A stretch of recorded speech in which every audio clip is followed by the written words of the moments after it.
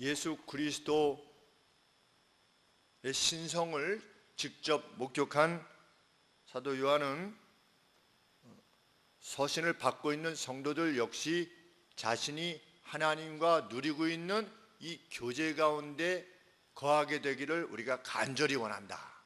그래서 이 편지를 쓴다. 이렇게 먼저 1장에서 밝히고 계십니다. 서두에서 그렇게 말했죠. 그런데 우리가 이미 하나님과 누리고 있는 그 교제, 사귐, 이 사귐을 가능케 하는 것은 우리 가운데 어두움을 제하는 것이다. 왜냐하면 하나님은 빛이시기 때문에 어두움을 가지고서는 하나님과 사귐을 가질 수 없다. 우리가 정말 하나님이 살아계시냐라고 하는 것을 언제 확신할 수 있는가? 우리 가운데 어두움을 몰아내는 기쁨을 누릴 때, 이야, 진짜 하나님이 살아계시구나, 하나님의 거룩과 빛 되심이 이것이구나 라는 것을 깨닫게 될 때 하나님의 존재, 하나님의 실체를 확신하게 되지요. 그래서 우리 가운데 어두움을 몰아내야 된다. 근데 어두움을 몰아내는 첫 번째 방법은 이미 지나간 죄에 대해서 하나님께 용서를 구하시는 거다. 그런데 하나님은 신실하신 분이시기 때문에 자기의 죄를 고백하면 하나님은 신실하신, 미쁘신 분이시기 때문에 우리의 죄를 용서해 주실 것이다. 지나간 어두움을 제하는 거지요. 그러면 앞으로 올 어두움은 어떻게 할 것이냐? 너희들이 계명을 지키면 된다. 계명을 준수하는 것이 앞으로 있어질 것들에 대해서 어두움을 몰아내는 방법이다. 그래서 그 계명의 내용은 무엇이라고 했습니까? 먼저는 형제를 사랑하는 것이다. 그 계명의 내용이. 두 번째는 지난주에 무엇이었습니까? 절제죠. 절제. 과거의 죄를 용서받고 계명을 지키는데, 계명은 무엇과 무엇으로 크게 말할 수 있다? 형제를 사랑하고 이 세상주의를 버리고 절제하는, 세상의 방식을 버리는 그런 절제를 이룰 때, 그때 어두움으로부터 벗어나서 하나님과의 참된 사귐, 그 기쁨이 있게 될 것이다. 사도 요한이 이렇게 말하고 있는 것입니다. 이제 사도 요한이 세 번째로 언급하고 있는 어둠과 관계없는 삶의 내용은 적 그리스도의 가르침을 배격하라는 것입니다. 교회 내에 들어올 수 있는 적 그리스도의 가르침을 배격하는 것, 그것이 어두움을 몰아내는 것이다. 하나님과의 사귐을 가능케 하는 것이다. 왜? 적 그리스도의 가르침을 따르게 되면 하나님의 사귐과 멀어지는 것이기 때문에.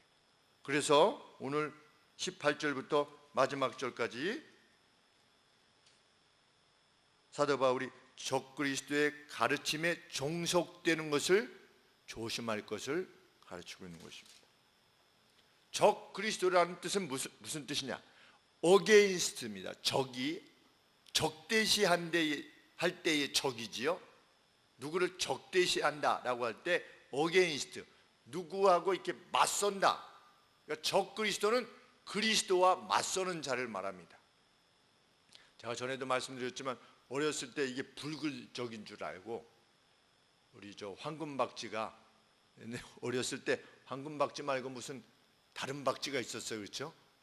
좀 나쁜 박쥐가 있었는데, 그 어렸을 때 그때 황금박쥐 했었을 때니까 적 그리스도 그러면 이게 붉은 박쥐구나, 쉽게 얘기하면 그렇게 했는데 20살 정도 돼서 알았습니다. 적 그리스도가 이게 붉은 그리스도가 아니고 그리스도를 반대하는 자구나. 조금 일찍 알았으면 더 좋았겠다, 이런 생각을 해봤었습니다. 그러면 본문에서 말하는 적 그리스도는 두 가지 가능성을 가지고 있는데, 하나는 그리스도의 재림에 관한 것으로 자기가 재림한 주라는 겁니다. 자기가 재림 주라는 거예요. 예수님이 뭐라고 말씀하셨습니까? 내가 갈 텐데 어떻게 될 거다? 예루살렘의 멸망 전에 또 세상 끝나기 전에 AD 70년에 로마가 와서 예루살렘을 완전히 초토화하기 전에 어떤 사건이 일어날 것이다? 많은 적그리스도가 일어날 것이다. 그래서 내가 다시 온 재림 주다라고 말하게 될 것이다. 이렇게 예수님께서 예언하셨습니다. 이 요한일서의 기록이 주전 요한이 한 90세, 90여세까지 살으셨다고 그러니까 이 기록이 정확하게 언제 되어졌는지 알 수 없지만 AD 70년 이전에 기록될 수도 있는 것이고 그 이후에 기록될 수도 있는 것인데 예수님의 예언의 말씀에 의하면 또 이스라엘 당대의 역사가의 기록에 의하면 당시에 내가 그리스도라고 하는 자들이 많이 일어났던 겁니다. 통일교회 문선명 내가 재림주라는 거지요. 그리고 지금 신천지 이런 사람들 그거는 지금 이단이 많이 일어난 것이 아니라 역사 속에 다 있었던 사람들입니다. 그래서 이 사람들이 주장하는 것을 그 역사에서 이미 왔던 적그리스도의 그 내용들을 주장하는 것들을 살펴보면 다 아류예요. 아류. 이미 다 있었던 거를 짜깁기 해서 자기 걸로 만든 겁니다. 인간이 생각이 어디서 어디 멀리 가지 않습니다. 새로운 것이 없습니다. 이단도 새로운 이단이 없는 겁니다. 사실은 우리가 이전에 2000년간의 교회 역사를 잘 몰라서 그렇지 그동안에 나타난 이단, 우리도 앞쪽에 박태선이라는 이단이 있지 않았습니까? 신앙촌 간장했던. 근데 이 사람들 주장하는 사람들의 그 뿌리를 찾아가면 다 거기서 나온 거예요. 앞선 그 사람들 밑에서 신앙생활을 하던 사람들이 나와서 다 자기 거를 만든 겁니다. 어디 안 가는 거거든요. 무슨 개인이 천재성을 지니고 그렇게 시작을 못하게 되어 있습니다. 그런데 이 요한 일서를 기록할 당시에도 이미 그런 사람들이 있을 가능성이 있었던 거죠. 그리고 두 번째의 적그리스도의 가능성은 누구냐면 예수님을 인정하기는 하는데 그리스도의 주 되심을 거부하는 겁니다. 그리스도의 존재 자체는 예수님이라고 하는 분이 계셨다라고 하는 것을 인정하지만 그분이 우리의 모든 죄를 위하여 대속주로 죽으셨다라고 하는 것을 받아들이지 않는 겁니다. 그리고 예수님이 하나님이 신성을 지니시지 않았다라고 주장하는 것입니다. 또 어떤 자들은 예수님이 육신을 입지 않았다고 주장하는 자들입니다. 둘 다의 문제인 거지요. 왜? 성경은 뭐라고 가르치니까? 사도들의 가르침은 무엇입니까? 우리의 죄를 충분히 속죄하시기 위하여서 하나님의 아들, 달리 말하면 신성을 지니신 예수님께서 육신의 몸을 입고 이 땅에 오셨다. 이렇게 가르치고 있기 때문에 그 둘 중에 하나를 거부하는 자는 곧 적그리스도인 거죠. 그래서 이 적그리스도의 가르침을 거부해야만 된다. 그런데 당대에 얼마나 많은 거짓된 무리들이 들어왔겠습니까? 지금도 이단들이 이렇게 많은데 아직 그리스도교가 무엇이라는 것에 대해서 사람들이 제대로 알고 있지 못할 때 그 그리스도교를 자기들의 나름대로 이렇게 뒤틀어서 트위스트 해가지고서 자기들에 맞게 기독교화 시키는 거지. 그래서 저도 정확하게 그 내용은 알 수 없지만 이집트에 콥틱 기독교가 있다고 하지 않습니까? 콥틱 기독교. 그러니까 1세기 때 기독교 복음이 들어간 겁니다. 그런데 우리가 이 성경을 통해서 알고 있는 내용하고 많은 부분들이 본질적인 부분들이 다른 그런 기독교를 믿고 있는 겁니다. 그것이 콥틱 기독교라 이렇게 들었습니다. 물론 그들이 무슬림들로부터 핍박을 받지요. 그런데도 그들 나름대로의 체계를 가진 겁니다. 그러니까 종교 체계를 갖는 거지요. 그쪽으로 1세기 초에 2세기 초에 어떤 어려움을 겪고 이러다 보니까 어떤 분파로 나갔겠지요. 분파로 나가서 거기서 고립되어서 그 이집트 자체의 기독교가 된 거죠. 그런데 사도 요한은 이 적그리스도의 가르침으로부터 벗어날 것을, 그것을 따르지 말 것을 요청하는 것입니다.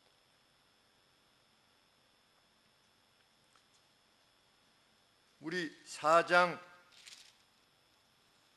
3절 2절 3절 말씀에 보시면 그 어떤 사람이 하나님의 영은 이것으로 알지니 어떤 사람이 진정 하나님께 속한 영혼이냐 라고 하는 것을 여부를 판단하는 것은 곧 예수 그리스도께서 육체로 오신 것을 시인하는 영마다 하나님께 속한 것이요, 예수를 시인하지 아니하는 영, 예수님이 육신으로 오셨다는 것을 시인하지 아니하는 영마다 하나님께 속한 것이 아니니 이것이 곧 적그리스도의 영이니라. 오리라. 그러한 적그리스도들이 올 것이라고 하는 말들을 너희가 들었는데 정말 벌써 세상에 있지 않느냐, 이렇게 말하고 있는 것이지.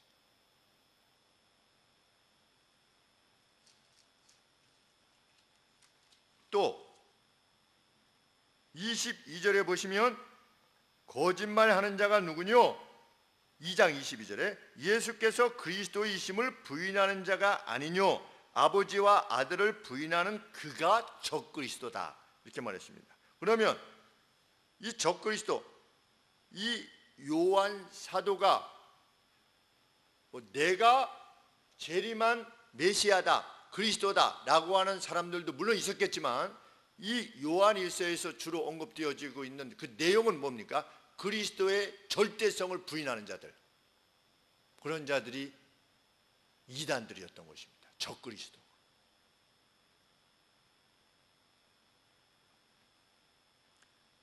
예수께서 그리스도이심을 부인한다.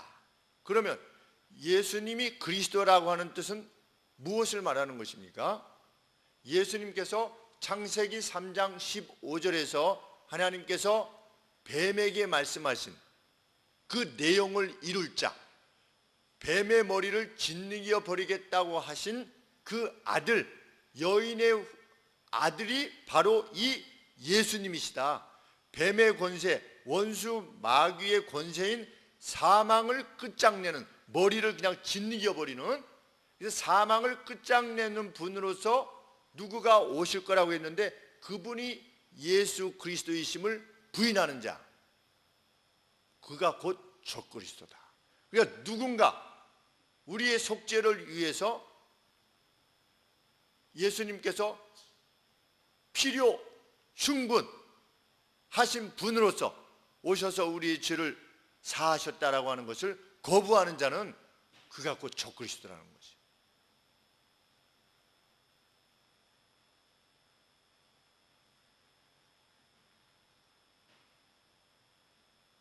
그러므로 그리스도 외에 다른 그 어떤 것이 또 필요하다라고 말할 수 있는 자라면 그는 뭡니까? 그는 적그리스도인 겁니다. 세례를 받기는 받았는데 예수 그리스도의 이름으로 죄 사함을 받고 세례도 받고 하나님의 백성이 되었지만 이것 가지고서는 천국으로 갈 수가 없다. 무엇인가 선행을 쌓아야만 천국으로 바로 갈 수 있다. 선행을 쌓지 못한 사람은 천국으로 바로 못 가고 어떤 다른 곳, 연옥이라고 하는 곳 같은 데 있다가 거기 있다가 자기가 이 땅에서 착한 일을 하지 못한 것을 그 기간을 채운 다음에 천국으로 넘어가는 거다. 누군가 이렇게 가르친다면 그런 누구입니까? 그가 적그리스도인 겁니다. NT. 왜? 예수 그리스도이심을 부인하는 자, 그가 적그리스도이기 때문에. 예수께서 그 그리스도다.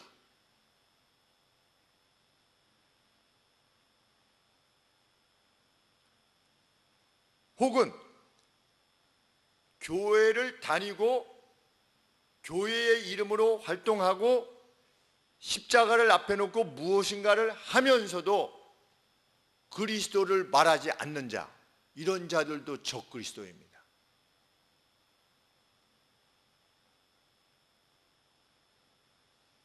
해고를 무효로 해달라 해가지고 십자가를 앞에다 이렇게 세우는 거예요. 해고 무효 투쟁 운동. 우리 앞에다 뭘 갖다 놓은 겁니까? 십자가를 갖다 놓은 겁니다. 이렇게 십자가를 앞에다 갖다 놓고 여기에 무슨 종교적인 복장, 어디에서 나온 복장인지도 모르겠어요. 그 근거가 어디서 나온지 모르겠지만 여간에 목사라 여겨지는 사람들이 여기 이렇게 와가지고서 해고 복직 투쟁 운동하고 십자가 안에 하는데, 그들이 거기서 그리스도의 은혜, 속죄, 그리스도로 말미암는 구원과 영생 한마디도 하지 않는 거지요. 뭘 말하는 겁니까? 그리스도는 가난한 자를 위해서 오셨습니다. 사회적으로 냉대받는 자를 위해서 오셨습니다. 성경에 그렇게 말씀하신 적 있나요? 거기서 말하는 가난한 자는 누구지요? 심령이 가난한 자지요. 심령이 가난한 자. 적그리스도적 행위를 하고 있는 겁니다. 예수께서는 그리스도십니다. 인류의 죄를 위해서 오신 거예요. 그 어떤 다른 이유도 아니고 인류의 죄에 속함을 위해서 오셨지요. 그래서 교회를 세우시면서 무엇을 명하신 것입니까? 누구든지 나를 믿어서 구원에 이르도록 해라. 영생에 이르도록 하라. 내 나라는 이 땅에 속한 것이 아니다. 예수님께 말씀하셨지요. 그리고 어떤 사람이 와서 내 형이 나와 함께 유산을 나누게 해 주십시오. 그랬더니 예수님 뭐라고 말씀하셨습니까? 누가 나를 너희의 재산 나누는 자로 재판관으로 나를 삼았느냐. 복직투쟁, 예수님이 그 현장에 계셨으면 뭐라고 말씀하시겠습니까? 누가 나를 복직투쟁하는 자로 만들었느냐, 이렇게 말씀하셨겠지요. 내가 세상에 온 목적은 뭐다? 구원과 영생이다 말이지요.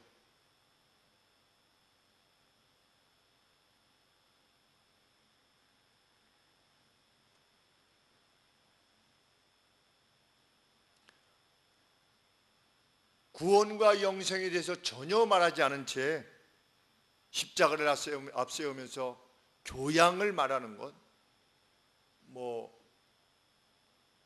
문제를 일으켰던 한 지도자는 책 같은 걸 많이 썼죠. 많이 써서 취직 잘하는 법, 상사에게 인정받는 그리스도인. 근데 그 내용들을 보면 이거 없어요. 복음에 대한 내용은 없어요. 읽으면 참 이렇게 하면 면접 잘 볼 수 있겠구나. 상사한테 인정받을 수 있겠구나. 그건 그리스도를 말하는 게 아니지요.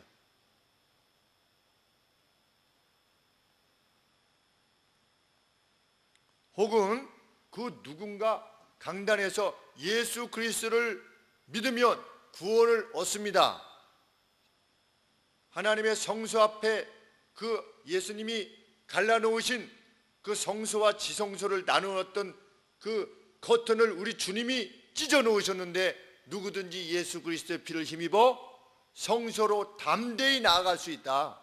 우리에게는 그런 확신이 있다. 사제를 통하지 않고, 목사를 통하지 않고, 그 누구를 통하지 않고 예수 그리스도의 피를 힘입어서 누구든지 주의 존전 앞에 나아갈 수 있다. 이렇게 설교는 했는데, 여러분 예수님 잘 믿으려면 이렇게 해야 됩니다. 여러분 이렇게 해야지, 이럴 때는 이렇게 해야 됩니다. 저럴 때는 저렇게 해야 됩니다. 라고 하는 새로운 멍에를 매게 하는 자, 그 자도 적그리스도입니다. 이렇게 해야만 구원에 더 가까이 있을 수 있습니다. 라고 가르치는 자가 있다면 그 자도 마찬가지죠. 구원과 직접 관계되지 않는다 할지라도 장로님 이게 임직투표 권사님 임직투표, 안수집사님 임직투표 이렇게 할 때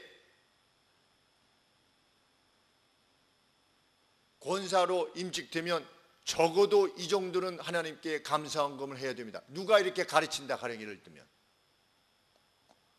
그 사람이 적그리스도적인 가르침을 행하는 것이지.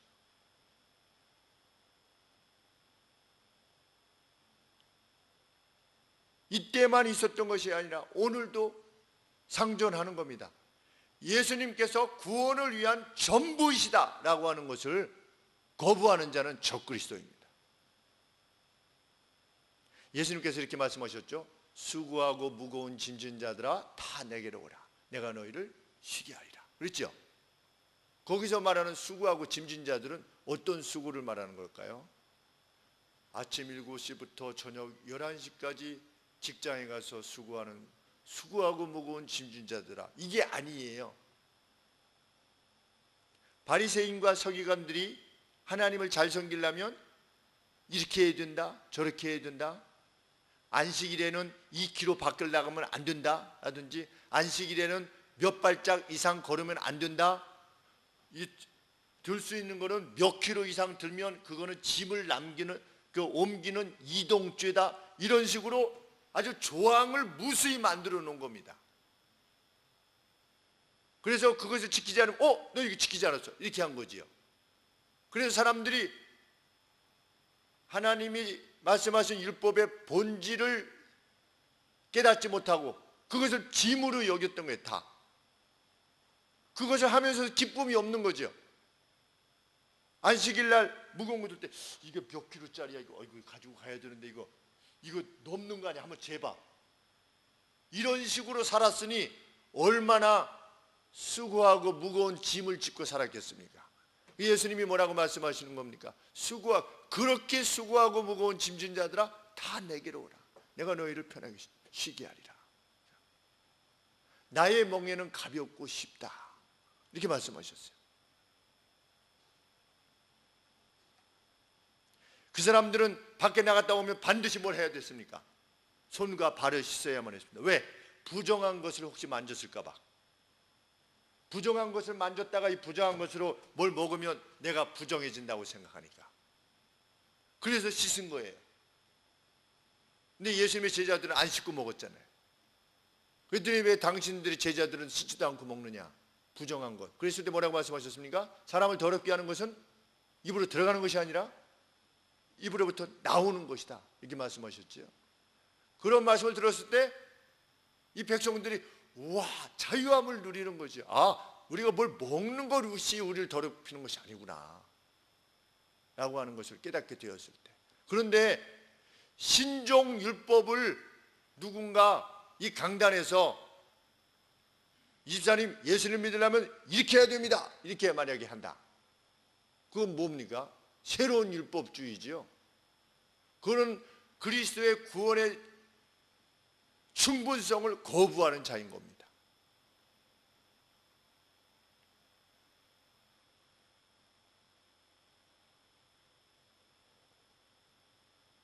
예수님은 우리에게 뭘 해라 하시지 않았습니다. 한 가지만 말씀하셨죠. 뭐만 말씀하셨습니까? 사랑해라, 사랑해라. 사랑하면 모든 율법을 지키는 것과 마찬가지. 그리고 그 율법의 본질이니까.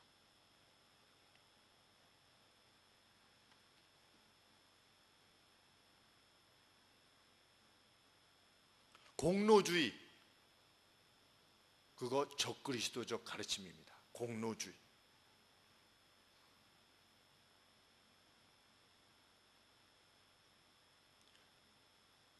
교황이 앉았던 의자를 서로 가져가려고 하게끔 교리를 만들어 놓는다면 그것이야말로 적그리스도지요. 요한 바오로 2세가 한국에 오지 않으셨습니까? 그때 그분이 앉았던 의자가 있어요. 의자 쟁탈전. 성하가 앉은 겁니다. 성하가. 거룩한 각하가 앉았다 가신 거예요. 그러면 이 의자에 뭐가 있을 수 있는 거예요? 그게 단순히 기념물 차원이 아니라 여기 어떤 그 기운이, 성하의 기운이 여기에 이렇게 있을 수 있는 겁니다. 그러니 그걸 떨림으로 가져가는 거예요. 우리는 누가 이렇게 앉았다 하면 의자 치워야 되는데 그럼 어떻게 합니까? 그냥 의자 치우는 거죠. 제가 어디 가서 앉았다 이게 일어난 의자를 막 서로 가져가려고 하겠습니까? 우리 무슨 뭐 이전에 좀 그러기 전에 한기총 무슨 대표회장 가령 예를 들어서 누가 앉았다 이게 갔다 그러면 그 의자를 서로 누가 가져가려 그 의자뿐만이 아니었대요. 그분이 드시다가 남은 물 그거 서로 가져가려고 여기 드시다가 남았을 거 아니에요. 그 성화가 마신 물이에요. 무오한 교황은 무오예요. 무오. 죄가 없어요. 정말 겸손한 사람이라면 그 누군가 교황이 정말 겸손한 사람이라면 자기를 무오하다라고 하는 그들의 교리를 바꿔야 되지 않겠습니까? 정말 겸손한 사람이라면 하나님 앞에서 겸손한 폼은 잡지만 실제적인 내용에 있어서 전혀 겸비하지 않는 거지요. 적그리스도인 겁니다. 그리스도를 거부하는 자, 그리스도의 완전하심을 거부하는 자, 그리스도께서 이미 열어놓으신 그 길에 연옥이라고 하는 중간 단계를 새로 만들어 놓은 자, 적그리스도지.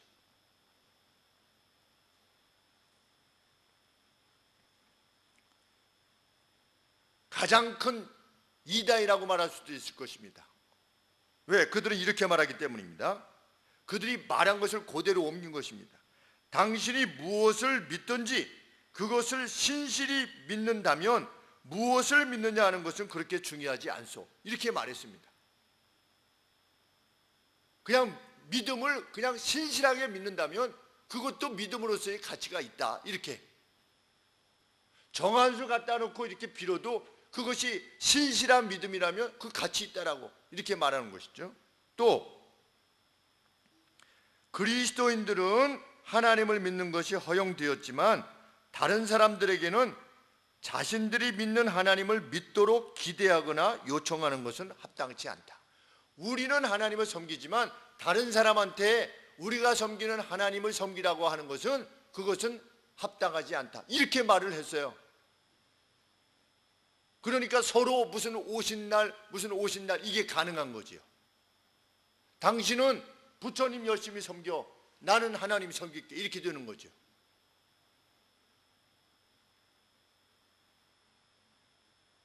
신앙이란 슈퍼마켓의 진열대에서 여러 가지 중에 하나를 택하는 것과 같으며 만일 기독교가 당신에게 잘 어울리면 그것으로 족하다. 이렇게 말한 겁니다. 신앙의 종류가 여러 가지 있는데 당신이 택한 거라는 거죠. 당신에게 맞으면 그걸로 족한 거지 다른 사람한테 내 과자 먹어라 이렇게 하지 말라는 겁니다. 그게 무슨 기독교입니까? 이런 말씀 처음 들어보셨죠? 네. 이런 언급들을 그분들이 한 이야기예요.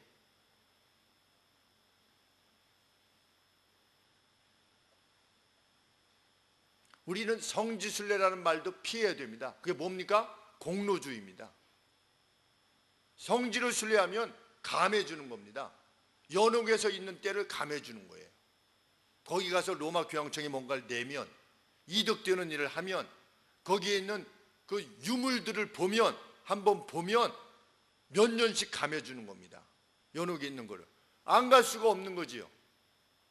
감해준다는데 어떻게 했는지 평생 소원이 그 성지에 가는 겁니다. 적그리스도지요. 공로주의. 그래서 종교개혁이 일어난 것입니다. 원래 성경이 이렇게 말하고 있지 않지 않느냐.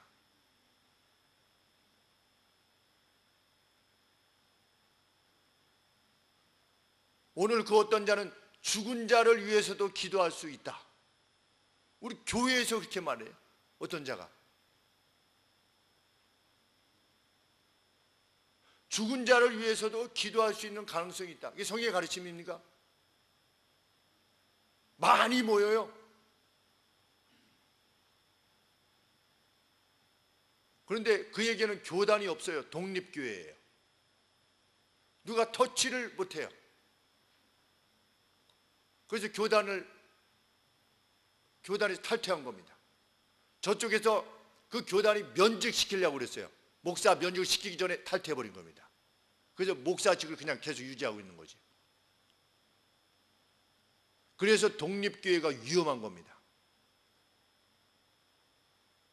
정통적인 가르침이 있는데 누군가 그것을 지도 감독하는 그 지도 체계가 있어야만 잘못된 가르침으로부터 돌아설 수 있는데, 독립교회, 우리나라에 점점 독립교회들이 많아지고 있죠. 왜? 내 마음대로 하겠다는 겁니다. 그 안에서 무엇을 외치고 있는지 몰라요.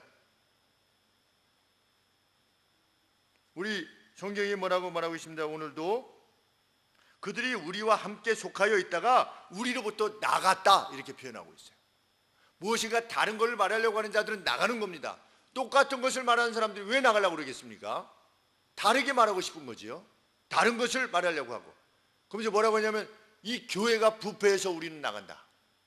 이 교단이 부패해서 나간다. 오만한 발상이지요. 그러면 남아있는 사람은 멍청해서 남아있는 겁니까? 교회가, 지상교회가 완벽하지 않지요. 완벽하지 않은 그 지상교회를 품고 가는 게 뭐냐? 그게 사랑이다 그랬습니다. 사랑은 허다한 허물을 덮는다. 극복하고 이겨낸다. 힘들지만 우리 함께 이겨냅시다 하면서 나가는 게 교회지요. 니네들 마음대로 하려고 그래? 아, 나 기분 나빠. 난 나가겠어. 이거 독립교회, 독립교단. 그래서 목사 안수 할 때만 어떻게 하는 겁니까? 잠깐 모이는 겁니다.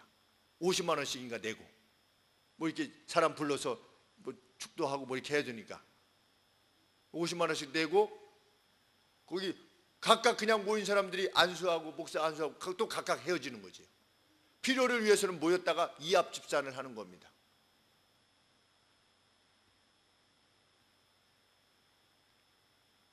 성경은 그리스도의 온전하심을 부정하는 자, 구원을 위해서 그 오랫동안 준비되어 오신 바로 그분으로서 예수님을 부정하는 자는 예수님을 부정하는 것일 뿐만 아니라 성부 아버지를 부인하는 것이다. 22절 말씀이죠. 예수께서 그리스도이심을 부인하는 자가 아니요 아버지와 아들을 부인하는 그가 적그리스도다. 아들을 부인하는 자에게는 또한 아버지가 없으되 아들을 시인하는 자에게는 아버지도 있느니라. 이게 정말입니까? 하는 생각을 할 수 있지 않습니까? 그렇기 때문에 사도 요한이 24절에서 너희는 처음부터 들은 것을 너희 안에 거하게 하라. 내가 당신들에게 가르쳐준 그 내용이 진짜라는 거지요. 근데 그 후에 와서 어떤 거짓된 자들이 무엇인가를 섞어서 뿌린 거지요. 그러니까 요한이 안타까움으로 말하는 것입니다. 처음부터 들은 것이 너희 안에 거하면 너희가 아들의 안과 아버지의 안에 거하게 될 거다. 왜? 나는 사도니까. 나는 그리스도의 신성을 친히 목격한 1장 1절에서 친히 목격한 사람으로서 너희에게 말한다. 내가 너희들에게 전해준 게 진짜다. 새로운 것은 없다라는 거지요. 이거 특별한 것 같은데 없다는 겁니다.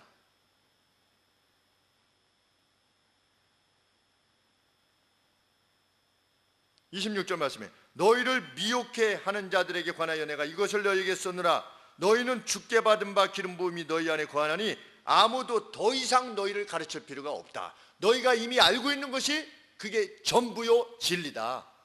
예수님이 그리스도요, 그리스도로 말미암아 구원을 얻게 된다는 것, 그것이 전부다. 너희는 누구에게서 따로 더 배울 필요가 없다는 거지요. 근데 악한 자들은 어떻습니까? 저 성도님 교회 다니십니까? 네. 저기 성경 공부 참 잘하는 분이 계신데 아주 새로운 거를 정말 들어보지 못한 것을 이렇게 말씀해 주시는 분이 계세요. 같이 가셔서 성경 공부합시다. 대부분 다 이단이지요. 신천지가 그렇게 한 것이 아니겠습니까? 요거 못 들어보셨죠? 여기 새로운 게 있습니다. 여태까지 저도 신앙생활 하면서 왜 이걸 못 들었는지 몰라요. 2000년 동안 못 들어왔다고요? 그 새로운 것이 2000년 동안 감춰졌다가 2013년에 새롭게 그 누군가에 의해서 딱 발견됐다는 그런 말, 그걸 믿는 것이 바보라는 거지요. 그래서 너희는 주께 받은 바 기름 부음이 너희 안에 이미 거하고 있는데 아무도 너희를 가르칠 필요가 없고 오직 그의 기름 부음이 모든 것을 너희에게 가르치며 또 참되고 거짓이 없으니 너희를 가르치신 그대로 주 안에 거하라. 새로운 것은 없다라는 겁니다. 이미 너희에게 다 전했다는 거죠. 정말 근간에 영적 혼란이 얼마나 심한지 알 수 없죠. 어머니 하나님, 우리 가다 보면 하나님의 교회라는 데가 있지 않습니까? 어머니 하나님, 2000년 동안 숨겨져 왔던 어머니 하나님, 이게 말이 되는 얘기입니까? 근데 그런 이단들도 이미 교회 역사 가운데 다 있었던 거예요. 어머니 하나님이 여신 숭배, 1세기 2세기 때 그 여신 숭배 사상, 그 여신 숭배 사상 중에 하나가 뭡니까? 마리아예요. 그것이 교묘하게 이방 사제들이 와서 개종을 해가지고 그들이 교회의 지도자들이 됐어요. 4세기 때. 왜냐하면 이 1세기, 2세기 때는 핍박과 환난 가운데서 예수님을 믿었죠. 근데 점차적으로 예수 믿는 사람이 늘어나니까 우호적으로 변하고 예수님을 믿으면 특혜가 주어지는 겁니다. 그럴 때 이방의 사제들이 예수님을 실제로 믿지도 않으면서 돌아섰다고 해가지고 이 기독교의 지도자들이 된 거죠. 그때 원래 자기들이 섬겼던 걸 가져온 겁니다. 그 방식을 가져온 거죠. 성상도 가져오고 우상도 가져오고 여신 숭배 사상도 가져오고, 그래서 섞은 거지요. 마리아에다가 적그리스도지요.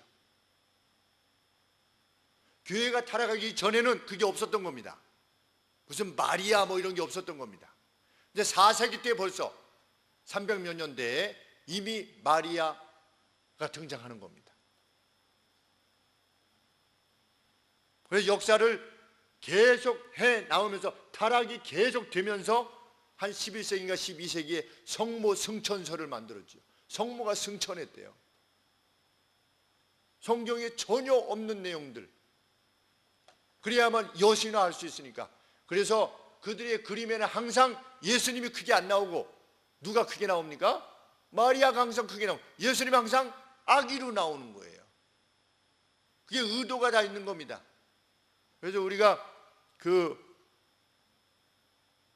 패션 오브 크라이스트, 그리스도의 순환, 그 영화 멜 깁슨인가 하는 사람이 만들었지 않습니까? 그 사람이 독실한 캐톨릭이잖아요. 그래서 순간순간 무엇을 팝업시킵니까? 마리아가 아기를 가지고 있는 장면을 계속 팝업시키는 겁니다. 근데 또 그걸 가가지고 보라고, 그 기독교 영화라고 가서 보라고. 그리고 그 영화는 뭐가 강조되지요? 예수님의 육체적 고통을 강조할 뿐이에요. 예수님이 정말 감당하기 두려웠던 건 뭡니까? 죄로 말미암은 하나님의 성부 하나님의 진노입니다. 영적인 진노가 예수님이 감당하실 수 없었던 거지. 나 이거 못에 찔리면 어떻게 됩니까? 나 이거 못에 찔리지 않게 해주세요. 그렇게 기도한 게 아니라 말이지요.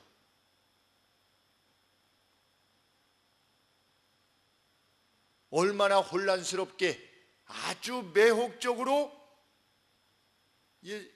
거짓된 가르침이 예수님 믿는 사람들 안에 자꾸만 들어오는 겁니다. 그것이 영화이기도 하고 어떤 세속 음악이기도 하고, 요새는 뭐 정말 찬양이라고 해서 들어보면 그게 찬양인지 자기 푸념인지, 항상 나를 도와주시는 하나님, 무슨 요정이에요, 요정. 나와 함께 있는 하나님, 하나님의 영광은 뭐 언급이 없어요. 나 외로울 때 옆에 계셔서 뭐 위로해 주시는 하나님. 그것도 맞기는 맞지만 대부분의 내용이 영광성이 없어요. 다 내 위주예요. 나한테 잘해주시기 때문에 내가 좋아한다는 거예요. 그건 세상 종교죠. 주의 높으심 때문에 우리는 주를 찬양하는 거지요. 주의 영광, 주의 존엄.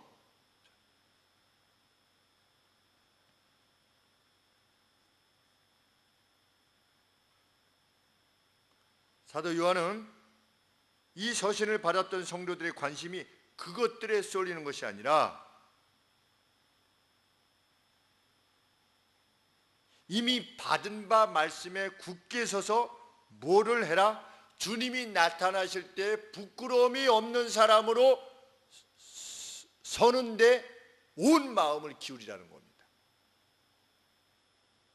여기 뭐 이런 게 있대. 저런 무슨 특별한 아주 그 신비한 미스테리한 그런 말씀이 있대. 이 당시에는 천사들의 족보도 있었대요. 신기하지 않습니까? 천사들의 족보도 있었대. 그리고 거짓된 신화도 있고. 그 사람들이 아주 신기하잖아요. 저도 연신 1학년 때 문상희 교수님한테 들었습니다. 이스라엘에 그런 내용의 책도 있다는 거예요. 예수님이 어렸을 때 어디를 놀러 가신 거예요. 놀러 가셨는데 염색집에 놀러 가신 거예요.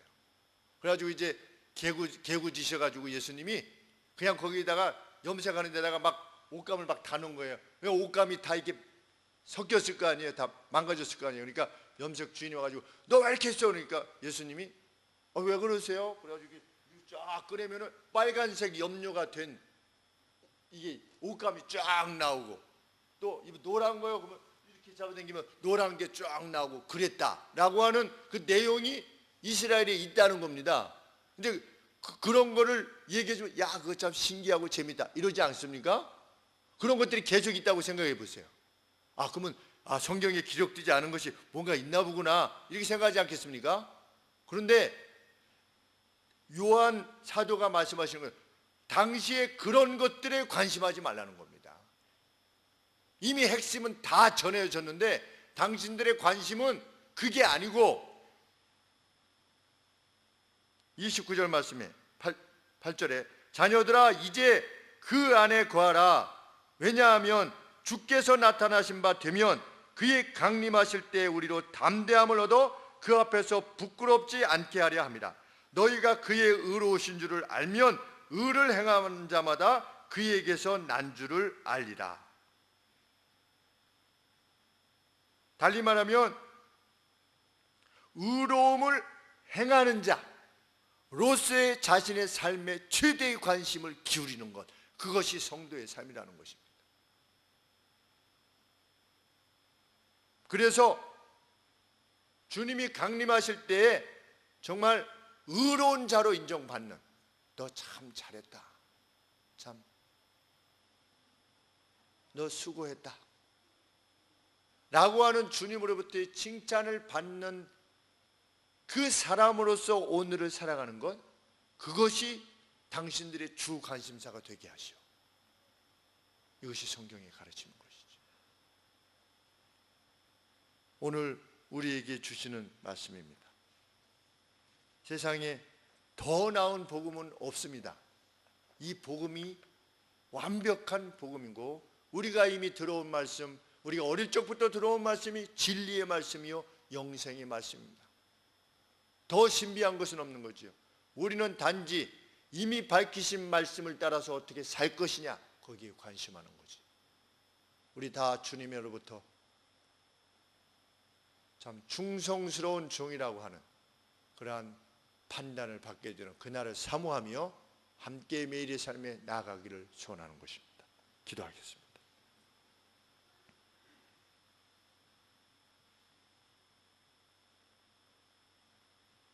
하나님, 우리에게 계시된 바는 우리에게 속한 것이요 오묘한 일은 하늘에 속한 것이라고 밝히는, 이미 밝힌 바 있는 모세의 말씀처럼 정말 하늘에서 그 어떤 신비로운 일들이 일어나는 것에 대해서 관심하는 자들이 아니라, 그것은 우리가 결코 알 수도 없고 알아서도 안 되는 것이기에 주께서 주시지 않은 줄 압니다.